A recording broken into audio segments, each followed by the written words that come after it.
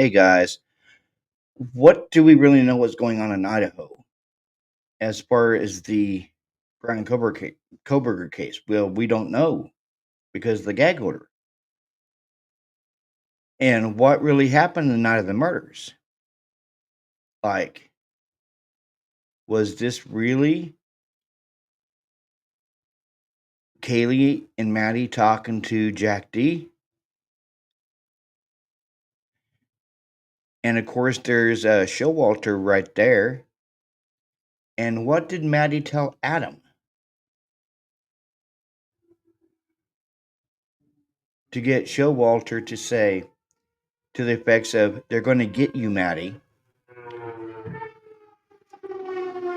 Or, there's a lot of speculation on what he actually said that night. Some say he said they're going to get you, Maddie. Some say that he made the statement, we're going to get you some grub, Maddie. But no one really knows exactly what he said. Just like here at the Grub Truck. You see Maddie walking behind Kaylee while they're waiting on their food. And there's also drug deals going on there that night at the Grub Truck. You've seen it from watching the videos. People handing stuff off. And why is there only 117 pieces of evidence that came out of that house? There should be more evidence than just 117. Like, here's the infamous light bulb cam with the police talking to these two right here. And I showed the interview earlier with her. And you have this girl right here looking horrified.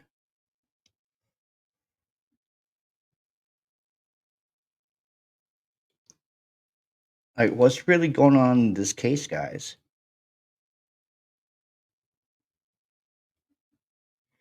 You had the vandal alert and telling people to uh, shelter in place and stay away from the area. Then you have the Washington State University come out with the same thing. The Moscow, Idaho Police Department is conducting an investigation of a homicide that occurred adjacent to the University of Idaho campus. At this time, we are not aware of any threat to the WSU Pullman campus community.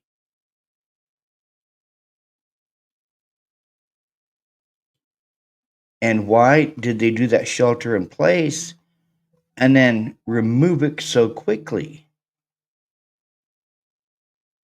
That's just something we won't know. This hour, we are tracking breaking news. Just a moment ago, Moscow police confirmed 4 people were found dead in a home just steps away from the University of Idaho campus. Right now, we're continuing to work to get more details tonight. We know that students were ordered to shelter in place for a time this afternoon because of the scene's proximity to campus. That order has been lifted.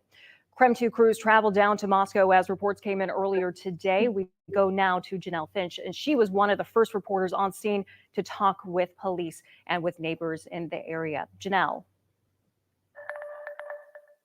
I've been here in Moscow on scene since about 3 p.m. Since I've been here, I've watched Moscow police cars come in and out of this neighborhood where officials found 4 people dead. Neighbors say they began noticing police cars flood the area around 12 p.m. today. Moscow police say they responded to a call here on King Road for an unconscious individual. Upon further investigation, officials found 4 people dead. While police investigated the scene, the University of Idaho enacted a shelter-in-place alert as university officials reported a homicide near campus. As we've stated, that alert is lifted at this time. Neighbors say most people living in this area are a part of U of I Greek life or are students, but we do not know the identities of those involved or who lives at the residence. Officials are investigating. This is a very much developing situation, and we will continue to stay on the grounds until we have more information to report back to you. Until then, in Moscow, Janelle Finch, Creme 2 News. Thank you so much, Janelle. And Creme 2 will stay on scene in Moscow throughout tonight, and we'll continue to bring you an update coming up during our 6 o'clock newscast. Now, why come out with a shelter in place and then lift it maybe a couple hours later? That's the very weird part about it.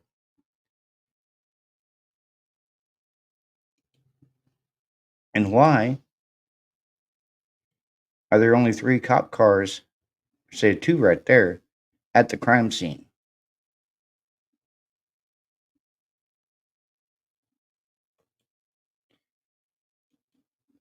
And why does it appear that there is a guy in the crime scene later that night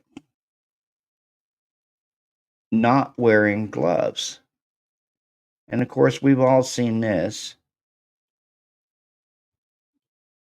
The diagram of the house written on that piece of paper.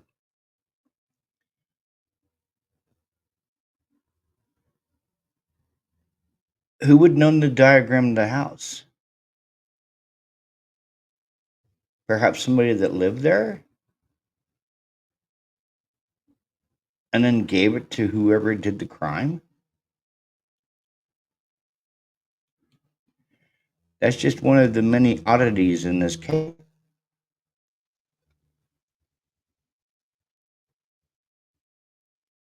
And of course, you have the Chapins here. So my name is Stacy Chapman. I thought I could do this. Today we're here to honor the life and legacy of our son and brother, Ethan Chapin, one of the most incredible people you'll ever know.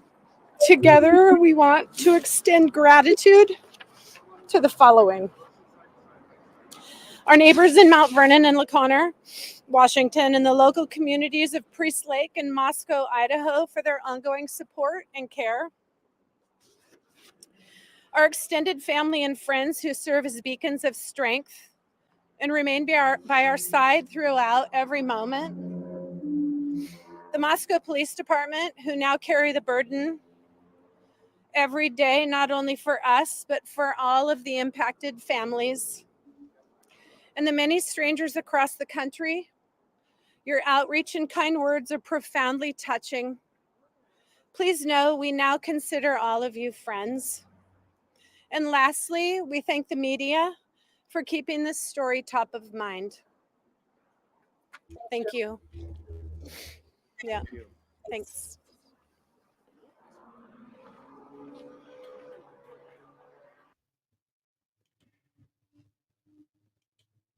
That was a very weird statement on her part. I understand that she's grieving, I do. But that also came off as a hateful statement.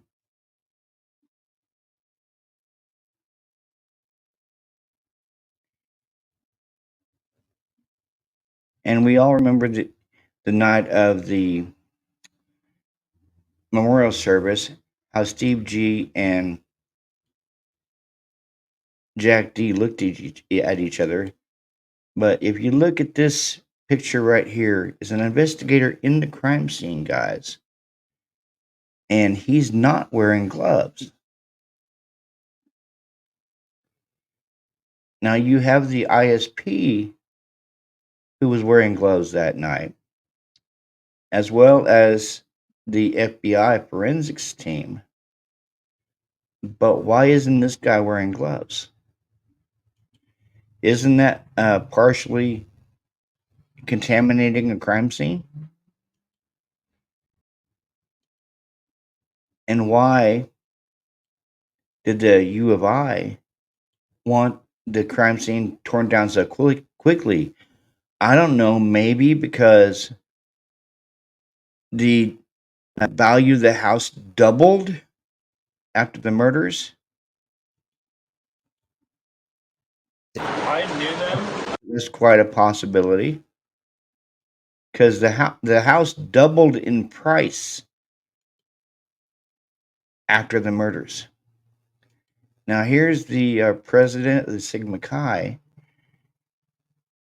He's very standoffish at the beginning. I knew them. Ethan was always in our house. Dana was a good friend before Ethan even came up.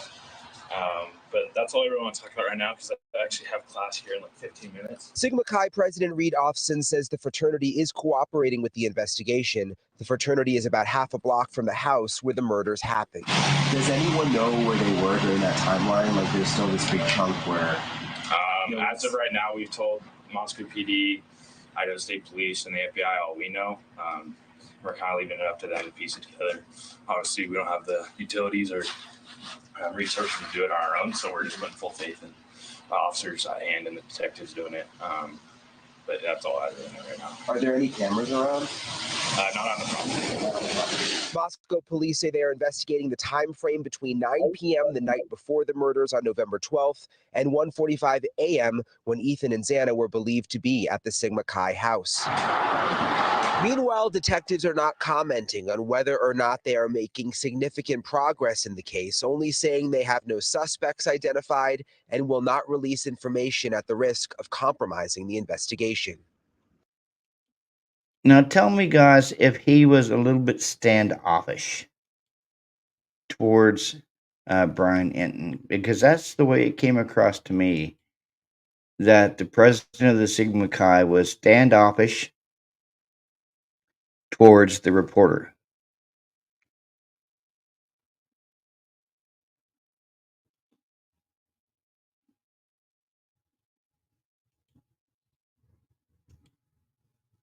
They are clearing out the house.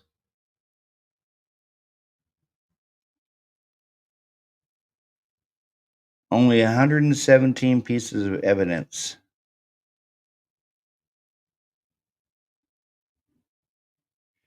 That says Beth. Could it be Bethany?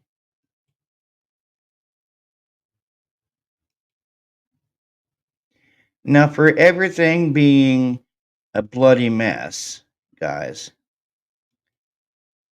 do you see blood anywhere on these items?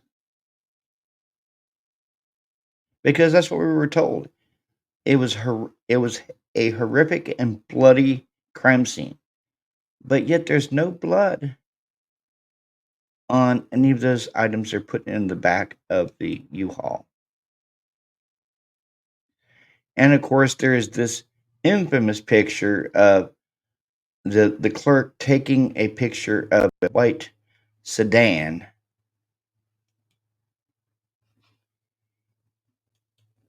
which looked like it had been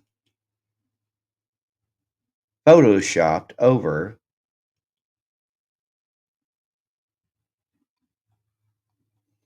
But what I would like to know is, guys, Dylan was right below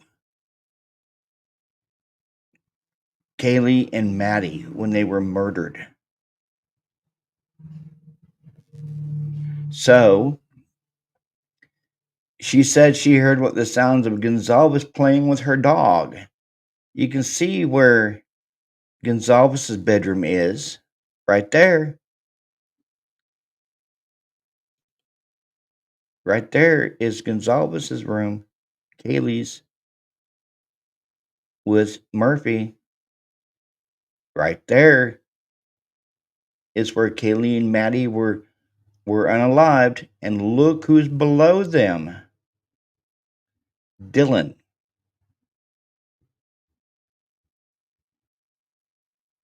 And you have Bethany right here, and Xana and Ethan right here.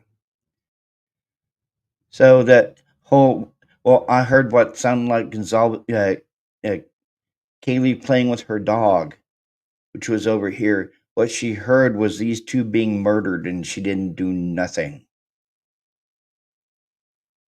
Just like she didn't do nothing for Xana and Ethan. And I would like to know, guys, how can one man, one person, go into a house and control 6 people? Because he didn't know if one of them was going to be up walking around the house. He didn't know that Ethan was there that night. So that's my question. How can one man handle 6 people at one time? That would be downright impossible for one man to control 6 people. Unless, like what we've been hearing, is that they were all asleep. But we know that they weren't asleep.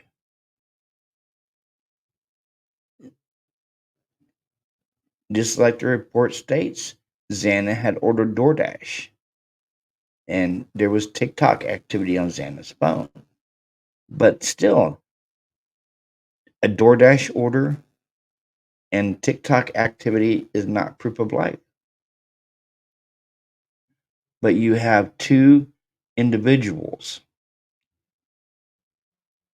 that sat back and did nothing that night. DM and BF. They sat back and did nothing to help Kaylee and Maddie and Xana and Ethan. That's why I say I don't trust either of them.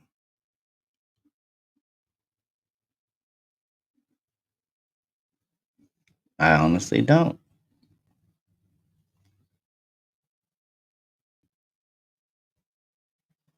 And we all hear about the research paper that Brian did. And the way the mainstream media puts it, he did it by himself. No, he didn't do it by himself. It was part of a group assignment at DeSales University when he went there. So it wasn't just him doing this research participation. It was him and a few others in his class. It was a group assignment.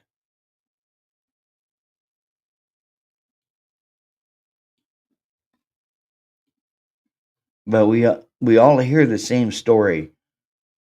Oh, he did it by himself. He's wanting to learn about serial killers, and well, he is going for his criminology degree and his PhD in cloud-based forensics. Now, I want to ask everyone a question. They say this is a bloody crime scene. I barely see any blood on that mattress. Maybe right there and right there.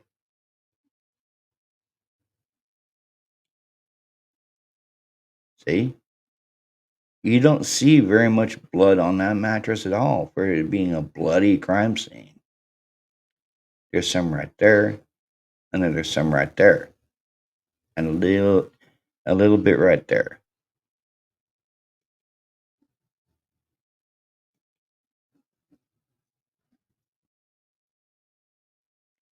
$170 pieces of evidence for all 4 people. That's not very much evidence. Not very much at all.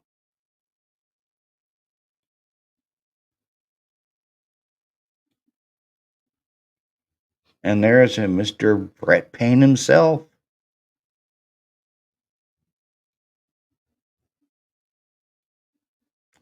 Now you see some blood right here on the nightstand. But if it was such a bloody crime scene, wouldn't there be blood on everything? Wouldn't there be blood on the killer? wouldn't he be transferring that stuff to his car? But yet, they didn't find no DNA from the victims in his car or at his apartment or at his office or at his parents' house or on him.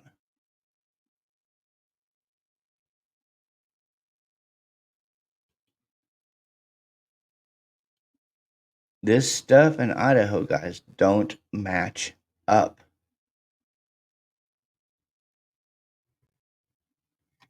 Just like this.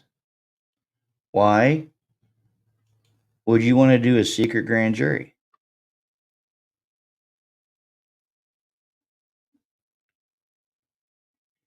If you're so, believing that this guy did it, why would you want to impanel a grand jury without letting the defense know?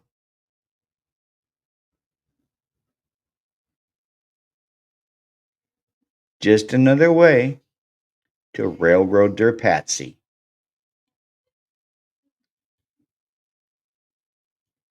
And that's all Brian is a patsy.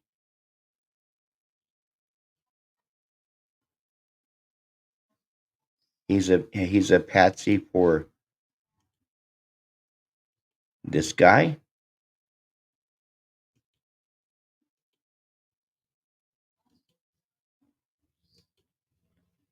He's a patsy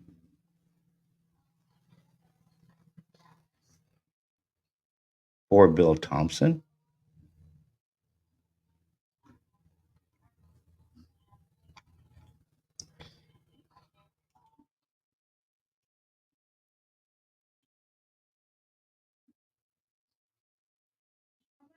Yeah, he's a patsy for him.